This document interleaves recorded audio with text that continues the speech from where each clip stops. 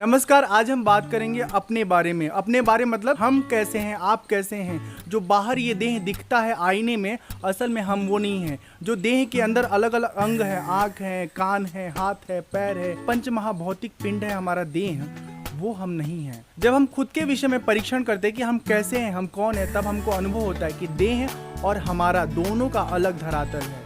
देह वो चीज है जहाँ पर बैठ करके हम विषयों का अनुभव करते हैं। जिस प्रकार से एक जगह से दूसरी जगह तक जाने के लिए हम साधन का उपयोग करते हैं, कार का इस्तेमाल करते हैं, बस का इस्तेमाल करते हैं, ट्रेन, हवाई जहाज का इस्तेमाल करते हैं, उसी तरह अपने जिंदगी में हम अपने भीतर पहुंचने के लिए, अपने परम लक्ष्य तक पहुंचने के लिए हम इस देह और देह के अंदर विद्यमान ज्ञानेंद्रियों और कर्मेंद्रियों के माध्यम से बहुत सारी चीजों को जान पाते हैं, समझ पाते हैं और विश्लेषण कर पाते हैं। और इन सब का प्रयोजन ये होता है कि जीवन में क्या करना है, क्या नहीं करना है, ये हम ठीक ठीक तरीके से समझ पाएं। जब एक बार हम ठीक ठीक से समझ लेते हैं, तब हमारी असली यात्रा शुरू होती है। असली यात्रा मतलब इनवर्ड लाइफ। हम अपने बारे में जानना शुरू करते हैं, समझना शुरू करते हैं, और जो कुछ हमने जाना है, समझा है, उन तमाम चीज़ों को अपने भीतर आत्मसात करने का अभ्यास करते हैं। हम सभी के अनेक जन्म पहले भी हो चुके हैं, और उन जन्मों में जो जो हमने कर्म किया है, उस कर्म के कुछ फल तो हम उस जीवन में भोग लिए हैं, कुछ कर्म जो उस जीवन में नहीं भोग पाए हैं, जो संभव नहीं था भोग पाना, उसके लिए हमको ये जीवन प्राप्त हुआ है। तो कुल मिला के ये बात आप समझ लीजिए कि ये जो पूरा जीवन है, इसमें जो कुछ भी हम कर्म करते हैं,